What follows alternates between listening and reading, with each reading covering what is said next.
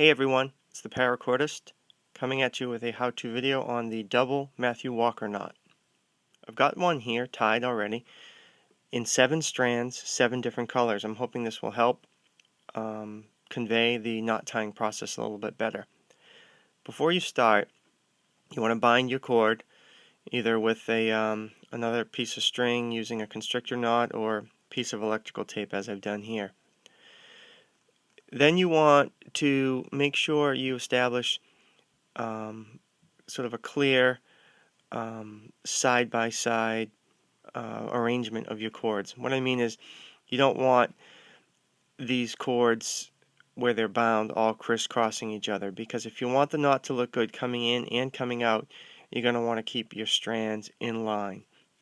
Okay, so I'm going to tie the next one right up here with these chords, so you can see very distinctly that the chords are arranged next to each other. We have blue, black, tan, ACU, woodland, orange, and then yellow. They kind of look the same here, but I'm going to keep that order when I go into the knot. You'll find when I teach you this knot in a moment, the most important thing to getting it to look right is the tightening process, and the order of the chords kept next to each other during tightening is critical to this knot coming out properly. Okay, I'll pick the navy blue to start. Alright, I'm going to proceed, if I was looking at it this way, proceed in a clockwise fashion through the chords. So I am going to start with the navy blue, then as I just arranged these a moment ago, the next one I'll do is the black, and so on, clockwise through the chords. Okay, you will have a messed up knot if you don't keep the chords in an order and maintain that order throughout. So I'm not going to go from black and then skip over to this one and then go use the yellow one and then come back and do this one. Okay, that's important. That's why I keep mentioning it. So I'm going to kind of lay these chords out away from me a little bit. Hold them up like this. I'm going to take the navy blue,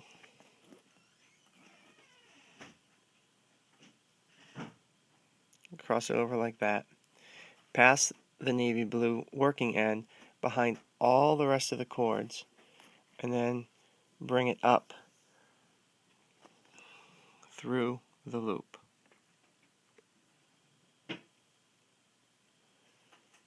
Okay.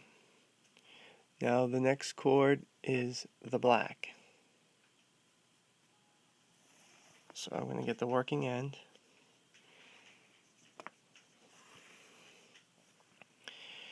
I'm going to pass it through like this.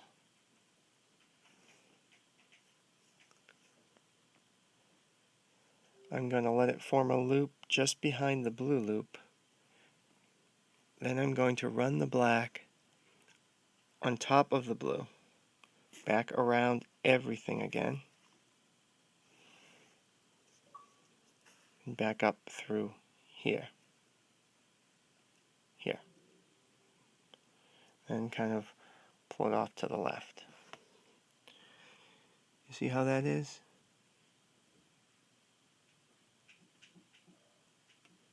Here's the group that I'm working with. I'm going to just keep these nicely arranged next to each other like that. And a key for me when you're doing a lot of chords is to pinch with your thumb and forefinger of your left hand. Keep these chords together as they come through. So you always keep this hole that you need to pass the next chords. Keep it available, open. So the next one is my tan. From back here, I pass it through. And I go take it down here. Drop the slack. Form this loop. And make sure I put this tan on top of the previous chord, which was the black. Goes underneath all these chords I haven't done yet, and back up through here, off to the left. Take out the excess slack, but maintain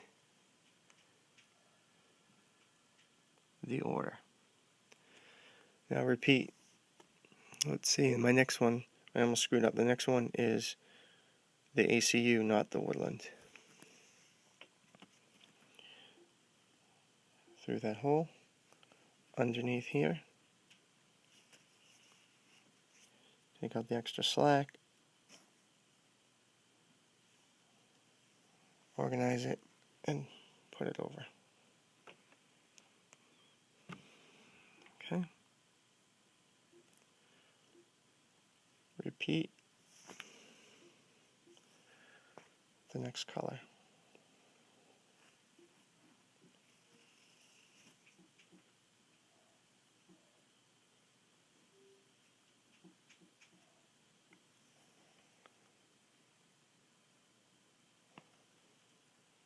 Two left. Orange and then yellow.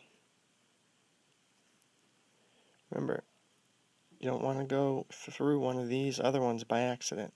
So that's why you're always trying to keep this in order in front of you and go through the right, correct spot here. That hole that I've been maintaining this whole time. Okay?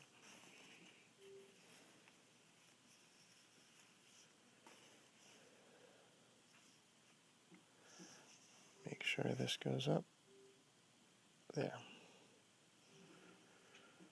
and off to the side. Almost done. I've just got the yellow left to do. You can do this with as few as 3 chords. You can do it with an unlimited number of chords. So this last one passes through there.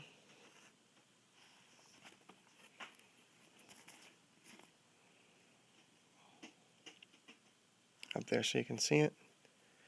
I've maintained the order of all of these that I've done. Back up through there. And there you go. Next step, most important, is tightening this knot. Really, the success of the final look depends on this point forward, even though the knot itself is technically tied.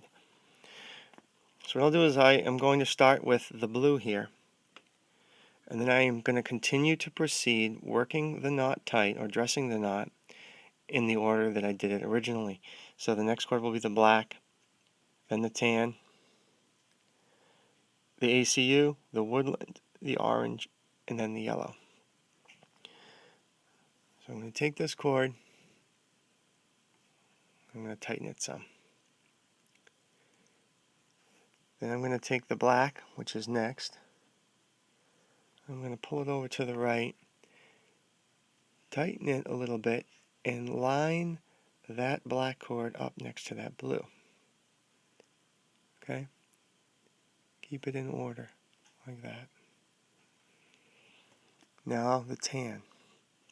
Give it a little bit of tightening. Keep it right next to those two.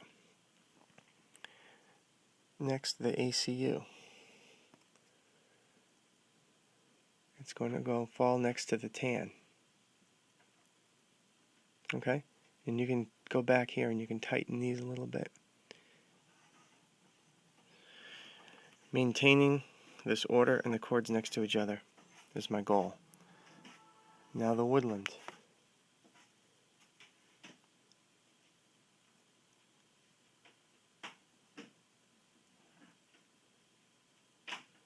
Now the orange.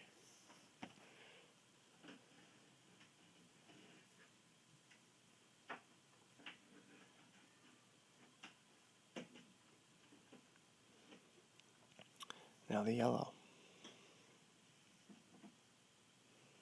Okay, now I've been through all the chords once.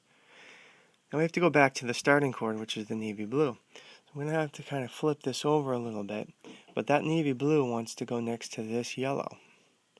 So here you might have to do a little rearranging. Grab the blue, grab that, put it next to the yellow, give it a little tighten.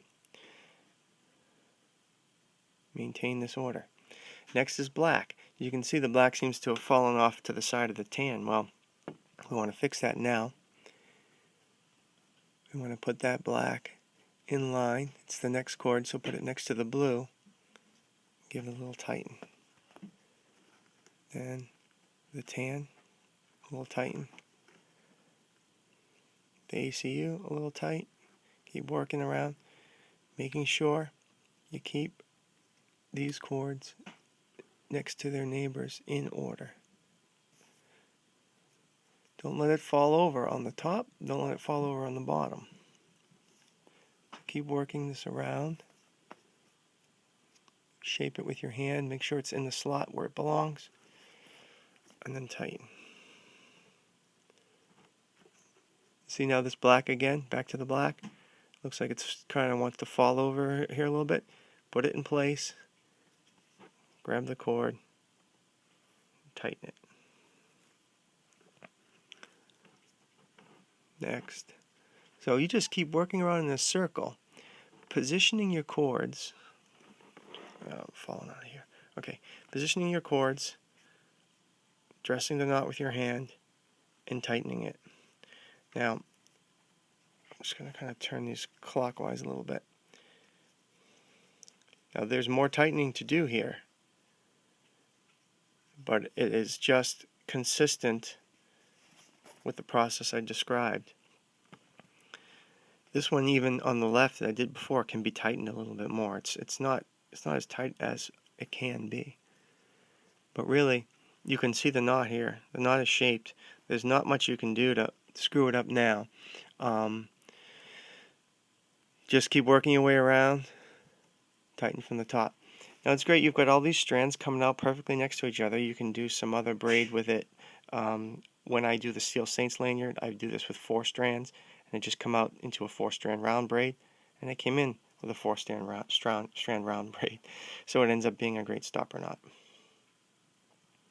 Each one of these pieces of paracord and colors is somewhat a little different in consistency. It's from my scraps, so that's why some of this looks a little wavy, a little odd. But when you do consistent paracord strands, this knot will look perfect. Thanks for watching and have a great day.